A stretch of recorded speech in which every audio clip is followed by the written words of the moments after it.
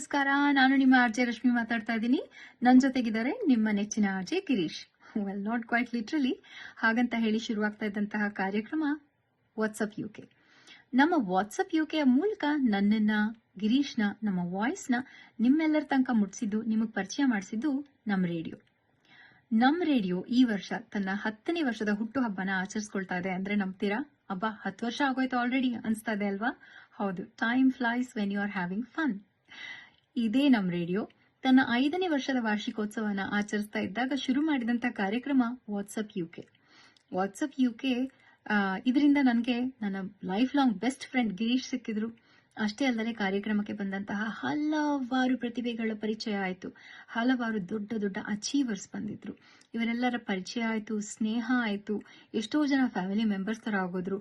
ಒಟ್ಟಿನಲ್ಲಿ WhatsApp UK ಕನ್ನಡಿಗರದು ಒಂದು community ತರಾನೇ ಆಗಿದೆ ಅಂತ ಹೇಳಿದ್ರೆ ಅದರಲ್ಲಿ ತಪ್ಪಿಲ್ಲ. ನಮಗ್ ಬರ್ತಾ ಇದ್ದಂತಹ ಈ ಗೆಸ್ಟ್ಗಳನ್ನ ಕತೆಗಳನ್ನ ಕೇಳ್ತಾ, ಅವರ ಜರ್ನಿಯನ್ನ ಎಂಜಾಯ್ ಮಾಡ್ತಾ, ಅವರ ಕಥೆಯಲ್ಲಿ ನಾವು ಒಂದು ಪಾತ್ರವೇನೋ ಅನ್ಸೋ ತರ ಆಗ್ತಾ ಇತ್ತು. ಇದನ್ನೆಲ್ಲ ನಿಮ್ ಜೊತೆ ಶೇರ್ ಮಾಡ್ಕೊಳ್ತಾ ಇದ್ವಲ್ಲ, ಅದ್ರ ಖುಷಿ ಅದಿನ್ನೊಂದು ಲೆವೆಲ್ ಅಂತ ಹೇಳ್ಬಹುದು.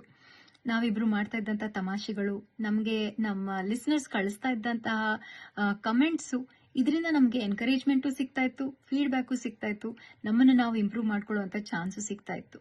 ಅದು ಇದೆಲ್ಲ ಆಗಿದ್ದು ಕೋವಿಡ್ ಟೈಮಲ್ಲಿ. ಆದ್ರಿಂದ ಎಷ್ಟೋ ಜನಕ್ಕೆ ಕನೆಕ್ಟಿವಿಟಿ ಇರಲಿಲ್ಲ, ಕಮ್ಯುನಿಕೇಶನ್ ಕಡಿಮೆ ಇತ್ತು.